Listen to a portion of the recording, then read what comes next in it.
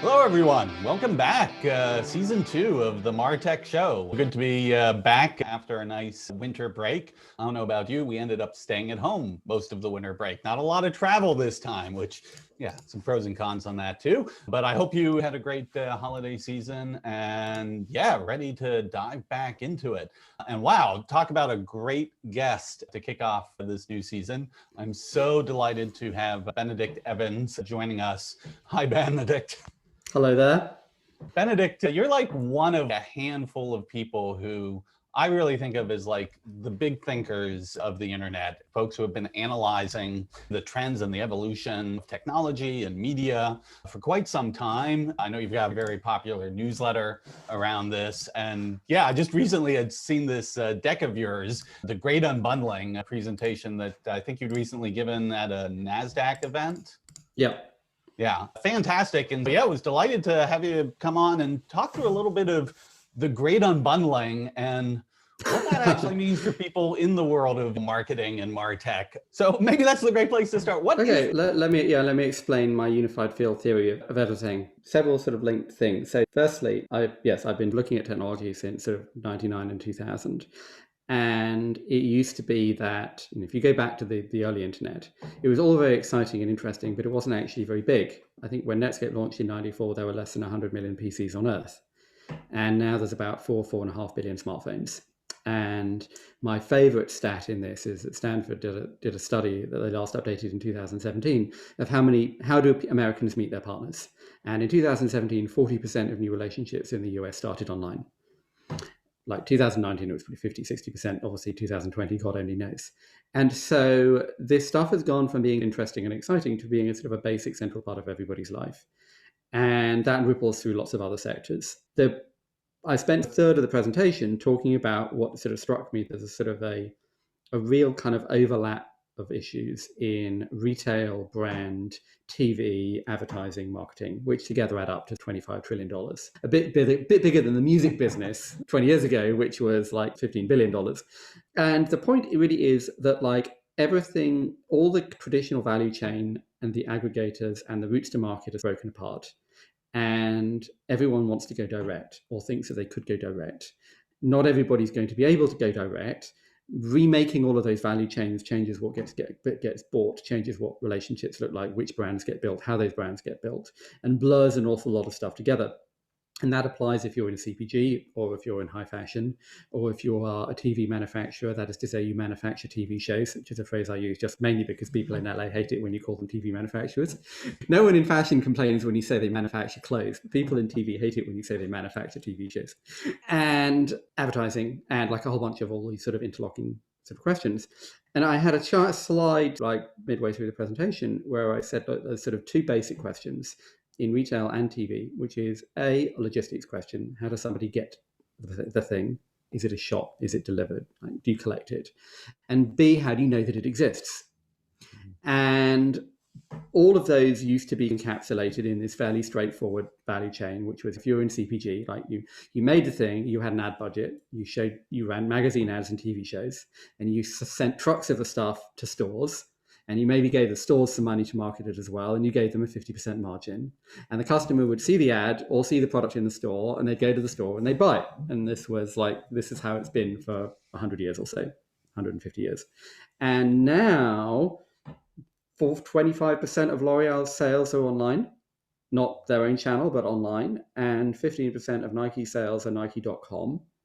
And Amazon is probably 8 to 10% of US retail, but 40% of e-commerce. And do you get that by parcel, or do you get that delivered, or you go to the store, or does it come to you with somebody on a bike? And like the kind of the slide that I came up with was, okay, you've got logistics on one side and discovery on the other side. And in the middle, you have all these budgets. Say you have a rent budget. And in the US, I have a wild, very approximate guess that US retail rent is, say, $250 billion. Like to the nearest $100 billion. Like we're among friends here. It's a hard number to get. Then we know there's an advertising number, there's a marketing number, there's a delivery number, there's also, of course, a returns number. And in the past, those were like all separate budgets. in different bits of the P&L. And now you might ask yourself, okay, do we open more stores or do faster delivery or free returns? If Casper opens more mattresses, mattress stores, their returns rate goes down. So is that the rent budget? And the returns, of course, aren't on the P&L. The returns are in their gross revenue above the top of the P&L. But if you were to open more stores, which would be like halfway down the P&L, then your gross revenue might shift. And so, like, how does a CFO think about it versus what's actually going on in the levers that you pull your business? Those were all separate things. And now they're all one big sort of fuzzy question of what does our relationship with our customer look like? So who decides that? Like one of the like looking at it through the budget lens is interesting because each one of those budgets had some sort of direct responsible executive who was like, okay, this is my piece of it. But as you start to blend these things together, like who's making these calls inside these brands as to how to do this? Is this the CEO? This is an interesting organizational question. There's a joke in the car industry that you can see the car company's org structure by looking at the dashboard. And Conway's Law. I see this coming. Like you can see that the gear stick team hate the steering wheel people, and neither of them talk to the HVAC team because the icons are different, and there's buttons everywhere, and none of them talk to each other. Which is also incidentally what feature phones looked like before the iPhone. Like, that's what a Nokia looked like in like 2006. And so there's this phrase: we go from complex cars with simple software to simple cars with complex software. Because all of those things will be simple sensors that plug into one computer instead of the ABS being its own self-contained system that has no connection to the backup warning, for example. Now there'll all be one simple sensors that plug into one system. And so there's a vaguely analogous point as one thinks about like retailing and marketing. There was this joke, rent is the new CAC. Do I spend that money on more stores or on more Instagram ads or on free shipping? And just the fact that you ask that question, I feels to me is a little bit like or the way that you would think about that question is a change in the way that all of this stuff works. And I actually just got off the phone with a media journalist talking about TV. And it's very interesting to look at WWE, which has basically just given up on going direct. And you would think if you were picking some like entertainment brands that could go direct, that would probably be on your list. If you like wrestling, you'll buy a standalone package. No, it didn't work. So who gets to go direct? Who doesn't? How does that work? What will the new aggregate? Because like lots of people will try and it won't work, and there'll be new aggregation models. Well, and look at what's happening with Shopify. Shopify did $60 billion of GMV last year. They did 80 in the first 3 quarters of last year. They'll do something over 100, maybe 110, 120 in the full year 2020. Some of that is you're wrong to say you can't compete with Amazon. Some of that is wrong to say the software's already done, it's already solved. But a lot of it is consumers and brands are ready to go direct. But if they're going direct, okay, but how do you know about that Shopify store? Does Shopify manage to build a network? Do you spend that money? How does all of that work? And we don't know. Happy times. Yeah, that's one of the things I found myself wondering on that whole, you had that section about, these, what was a really interesting observation. It seemed obvious when I read it, but I'm like, wow, I never actually really thought about it that way. In my world, we talk about B2C versus B2B. But yeah, you really made the point that actually a lot of these brands we think of as B2C brands actually have been operating as B2B companies, selling to their distribution and retailer networks. Yeah, exactly. If you walk into the Sony building in Manhattan and can say, can I buy a TV, please? What do you mean? Walk into a makeup company can I buy some makeup? We don't sell makeup. We sell trucks of makeup. And this was the thing that happened to book publishers 20 years ago with Amazon. They all look at Amazon and think, okay, so we need to build like a direct-to-consumer relationship. And you suddenly realize that they're not that kind of company at all. You've never actually made most of the brands that they think of as brands are not brands. So like you had this do you remember that? Okay. So when Time Warner decided that they would have one website for all of their magazines, and everyone was supposed to know that magazine was a Time Warner magazine. No, I had no idea. Yes, Sports Illustrated maybe, but not Time Warner. And it's the same with a lot of these other kinds of brands that maybe it doesn't make sense for you to go to P&G to get that. You didn't know that was like General Mills or whatever. You didn't know that was the brand. It's the product brand. B, you've never really associated having that direct connection before. C, what product categories does it even make sense for you to buy directly? And which doesn't? Which do you remember? The thing is, and this is all slightly unpredictable because somebody will make a business a big business doing direct-to-consumer sales of some category that we would all think makes absolutely no sense selling direct-to-consumer. Glasses is an interesting one. Like selling glasses online seems to make no sense at all, and yet Warby Parker made a thing there. But go into a supermarket, pick a category at random. One of those will work, as will become a $10 billion company selling direct online. I have no idea which one, but somebody will hum up with some insight and go, oh, you could do that. So what about competition for that? So there's this question of, okay, what categories are going to work for that? And maybe asymptotically, we assume eventually maybe every category gets there to some degree. It's a digital world. When you have multiple companies that are trying to compete in that category, what's their dimension for competing, right? Before it used to be things, obviously you could say it's the product. There's how do we win the awareness? How do we get to that point of visibility in the customer's decision? We used to have these very clear channels, these very clear budgets that we'd spend the money on. Now it's all over the place. Like, who wins in these new competitive battles? The fantasy here is that you can advertise, is that finally you have metrics on your advertising. Was it originally Wanamaker that said half the advertising is wasted? It's one of those quotes that just gets attributed to everybody. But now, at least theoretically, you can, and particularly, this is one of the points I made in my presentation, is you could suggest that there's no such thing as online advertising. Saying online advertising is a bit like saying retail. Okay, what does that mean? Because like IKEA and a corner store are not really the same thing. And the same here, there's search advertising, and that's about intent. And there's Amazon search advertising, which is also about intent. And then there's Facebook advertising, which is about interest. And then there's everything else, which is there's the cookie apocalypse and there's privacy, and it's actually a relatively small part of the rest of the overall pie. And that seems like that kind of doesn't work. And so, A, there's a lot of uncertainty as to what is online advertising going to look like in 5 years' time. But B, a lot of those sort of certainties break apart. Like theoretically, now I know I can just spend my money on Google and I can measure what happens until everybody else is doing the same thing and I get arbitraged away to zero. But that's welcome to the world. Yeah.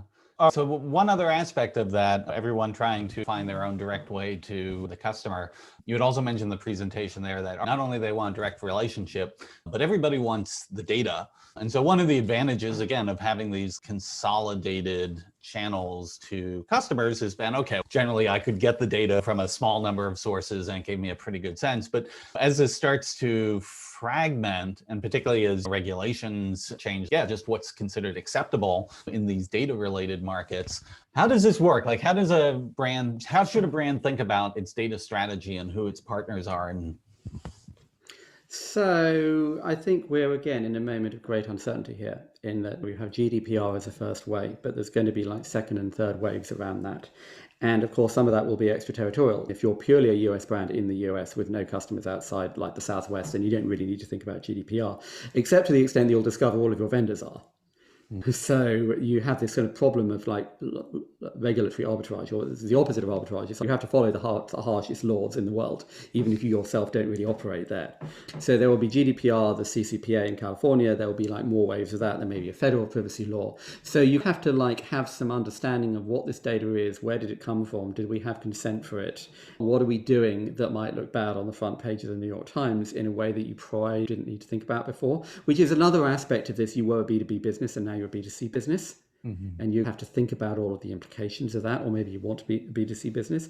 There's a sort of a second bit, which is there was always this tendency to say data without really thinking about what that meant. I used to joke that like the tech industry has Tourette syndrome, and instead of shouting swear words, people shout blockchain or data, voice at random intervals. And certainly people shout data at like random intervals without having much connection to the conversation. Very long time ago, I worked on a project where the manager said, like, we've connected all these people's emails, and even if the project fails and we never launched the product, well, we've got all these people's data. I said, what do you mean? I don't understand what you've just said. What do you mean we have all of their data? They gave us an email address that told us they were interested in this thing. Okay, what's that worth? What are you going to do with that?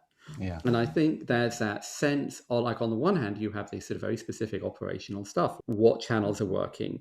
Which customers are interested in this? What else are they interested in? How can we reshape our product choices, our distribution, our marketing around understanding what's going on in the world? But there is also that sense of people just shouting data without really knowing, well, yes, but what are you going to do with that as everyone jumps into this entirely new world?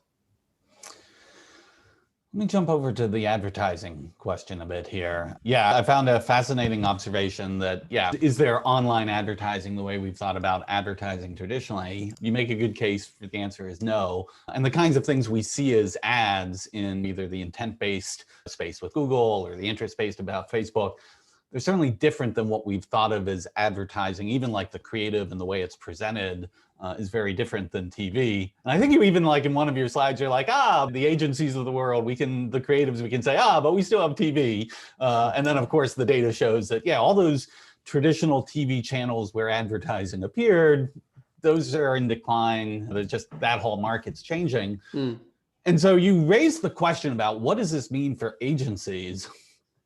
And I raised the question, I didn't answer it at all. I think, I had a slide with a picture of a drunk, depressed Don Draper sitting in a bar staring into space. An interview with Mark Reed from WPP the other day, and he said in about 1980, if you wanted to plan your marketing strategy, what's my TV strategy in the UK? Well, you go and have lunch with the head of ITV advertising, and an hour and a half later, that's it. Like, you can go home for the rest of the year. And clearly that's not the case anymore. I think the kind of part of the point of my point about what is online advertising is to say, what is it that you're already doing here? And Google is intent, search is intent, social is interest. The creative for those looks radically different to what it looks like for TV or print, particularly for search, where you've just got a piece of text. And the whole flow of how you reach that looks completely different.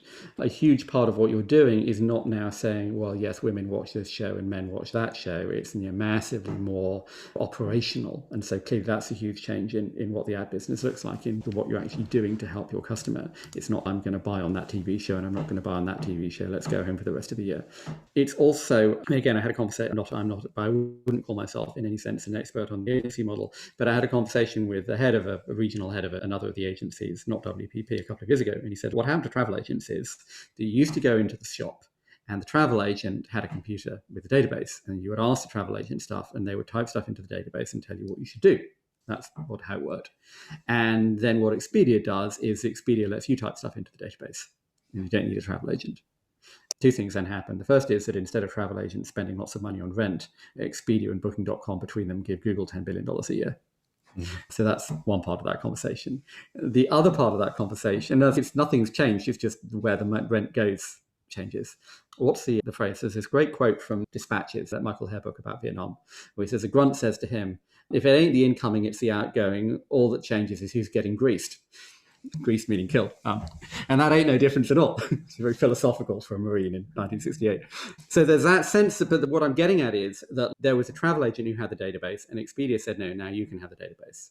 Whereas what happened with advertising is that it used to be that the ad agency had the database, and now Google gives there was no database, and now there's a database, but you're paying Google to type stuff into the database. You're paying WPP to type stuff into the database for you.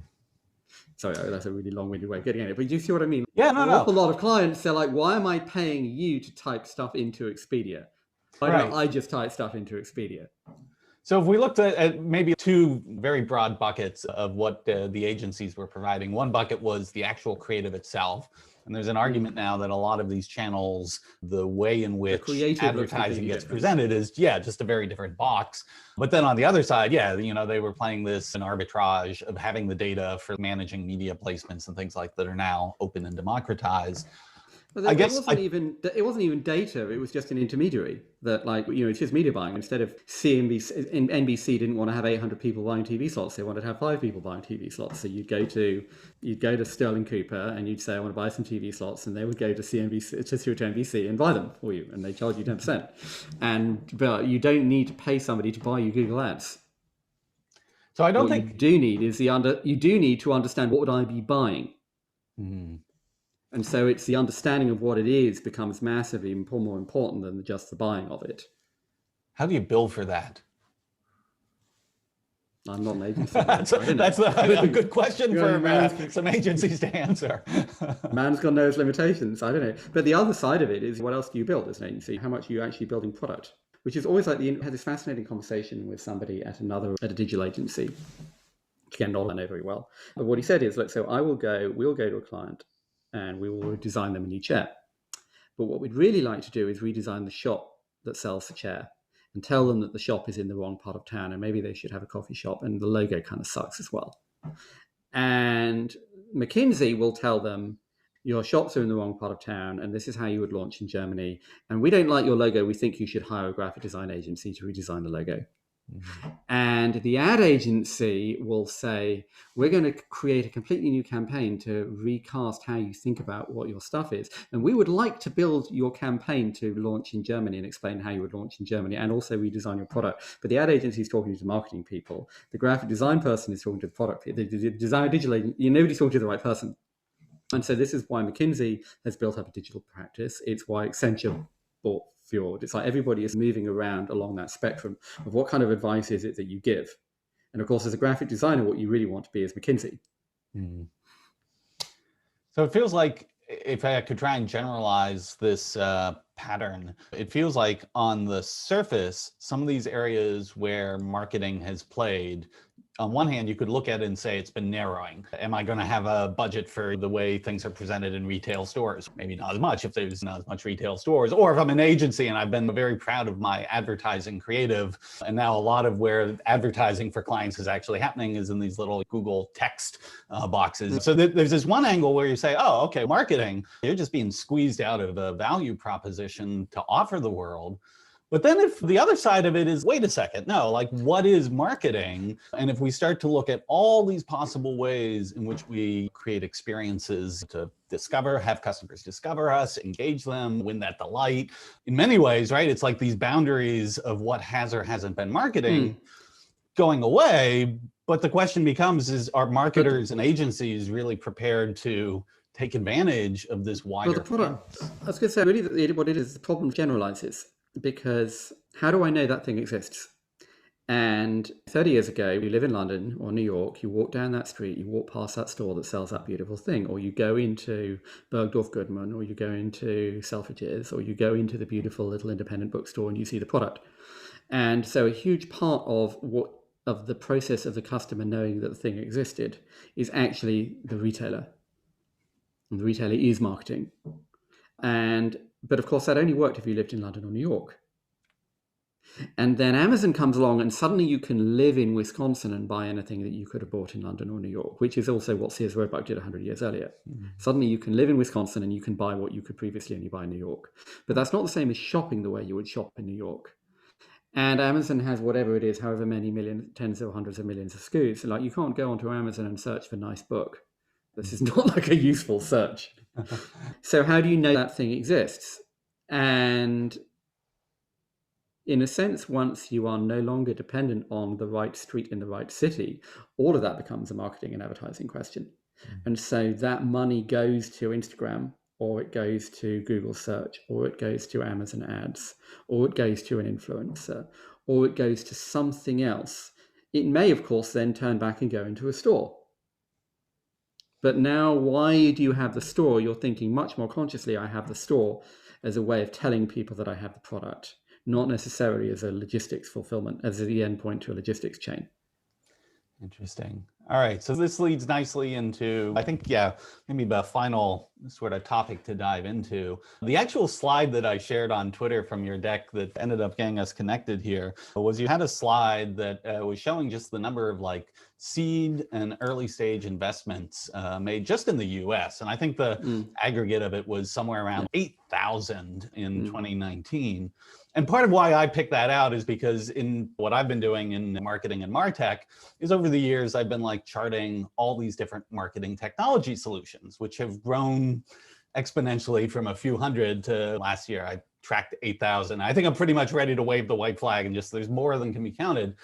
But I find myself constantly looking at this trade-off between the concept of consolidated platforms that really are gaining in tremendous strength. We see this in the Martech world with companies like Salesforce and Adobe, and I work with HubSpot. We're making our go for it too. At the same time, like, and in the consumer world, we'd look at things like Facebook and Google and these very consolidated platforms. But at the same time, there's this just explosion of smaller businesses and entrepreneurs and startups. And I just keep trying to wrap my head around, are these two things compatible, or is like the explosion of entrepreneurs and startups strengthening the platforms, or is this all headed towards there should be one giant company that crushes the competition in like everything else in its space. How do you see that? This is part of what the Great Unbundling really like just triggered for me, was like, okay, as you start to have this fragmentation, is this a stable environment? Is this the huge explosion of just startups and small businesses? Or is this some sort of transitory state that's, again, just going to consolidate into a handful of giants? So there's a sort of various, I don't have an answer, but some reactions. One of them is that, and again, it's as much a question for a CPG person more than anything else, but you could propose that if you're no longer constrained by shelf space, you could have many more different brands focusing on many more specific verticals. So it becomes much easier. Very obviously, there's a sort of a conversation around cosmetics and hair care products for Black people in America. I mean, invested in 2 of those at Andreessen Horowitz, which is historically a very underserved market. And if you're not constrained by A, the retailers' approach, and B, the amount of shelf space that they have, can you carve out like a massively bigger market there than existed before? And B, even if you separate, even you're not going for a specific market, is it just that you could have 10 times more brands if you're not constrained by the space in advertising or the space in the store in the same way? I don't know, but it's a question. Could you have 10 times more cookie brands if your route to market is basically Shopify plus Instagram ads? And you advertise to those 50 people, I advertise to those 50 people, somebody else advertises to those 50 people. Now we can have 3 brands instead of 1 brand. I don't know, but it's just a question as to what does that world look like. I'm sure we like the expansion of supermarkets led to an explosion in the number of SKUs because there was just more shelf space. So you have more, you just proliferate like variants on, there's 18 kinds of Cocoa Pops just because there's space in Walmart. So now there are 18, it's the same thing that happened with magazines. You have more magazines because there was more space to sell them. So that's an interesting question. I think there's a retailing point here that, just because Walmart has whatever it is, 20% of US grocery, it doesn't mean that there's no other retailers in America now. And I think you have people that win in particular categories perhaps, but I think you have many more categories and you just have that kind of continuous creation. And part of that, again, is unlocked by the fact that you don't have to have the store on Fifth Avenue anymore. Or the question, do you have to have the store on Fifth Avenue anymore? Can you be a luxury? What does it mean to be a luxury retailer now? Given that Net-a-Porter does very well selling $20,000 watches online without people ever seeing them. Like God only knows what it looks like when FedEx delivers a $50,000 watch, but I don't know. Like you feel like it should arrive in a Rimowa suitcase or something, like an escort, but on a handcuff to the guy's hand. But what I'm getting at is you could propose that there's just systemically more companies because you don't have that kind of aggregating, compelling power of there are only three TV channels, and there is only so much space in Walmart and only so much space in Sephora. And so you have more brands and more companies providing services to those brands. So the dynamics of the giants, the platforms, are those who end up becoming like these aggregate focal points for discovery. Again, like if I'm going to Google to do my search, I suppose there's a network. The point is here, is there a network effect? Is there a network effect, a winner-takes-all effect, winner-takes-most effect that means that everything in that particular thing ends up happening in that particular place, which is clearly what happens in search. It's what happens in Facebook. But as we just see with Snap and then TikTok and then Clubhouse and, of course, Instagram and WhatsApp, just because Facebook won something. Saying that Facebook won social is a bit like saying that Vogue won women's magazines.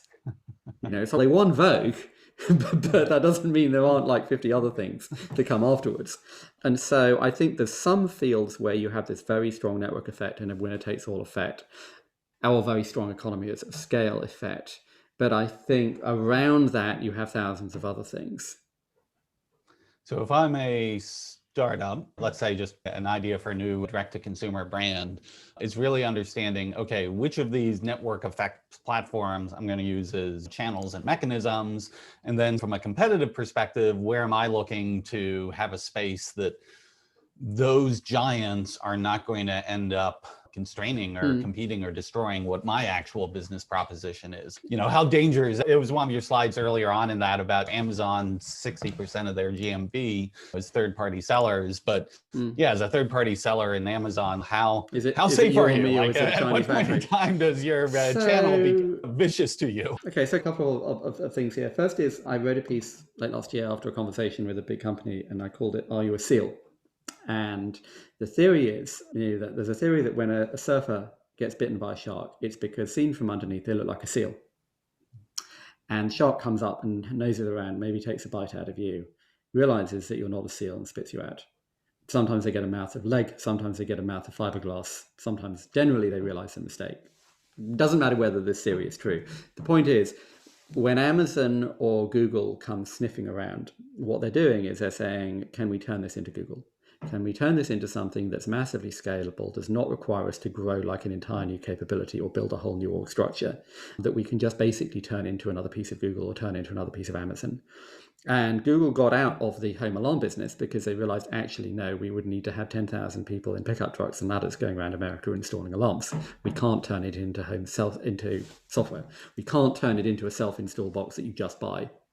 Or at least they don't think they can. We would need 10,000 guys we would need 10,000 blue collar guys with pickup trucks and step ladders. And we will never do that. They will never ever do that, because that would require them to become a completely different business.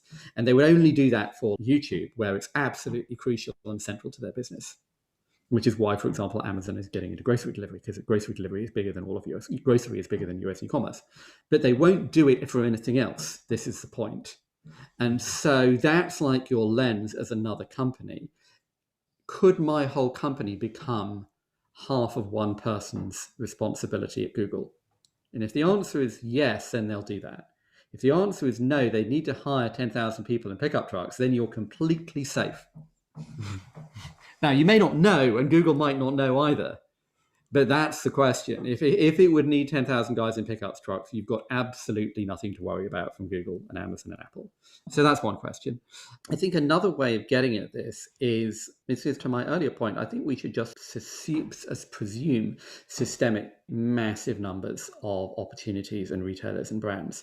I think the interesting question for me, if you're like a new D2C brand making any kind of new consumer product, is, are you a software company? And this is like I've tried to write something about this several times. I really need to write something about this. Is the key insight to what you're doing something about software, something with a network effect, something that scales indefinitely, something that has massive margins that no one else can do, or that where you'll have some winner takes all effect and no one else can do it?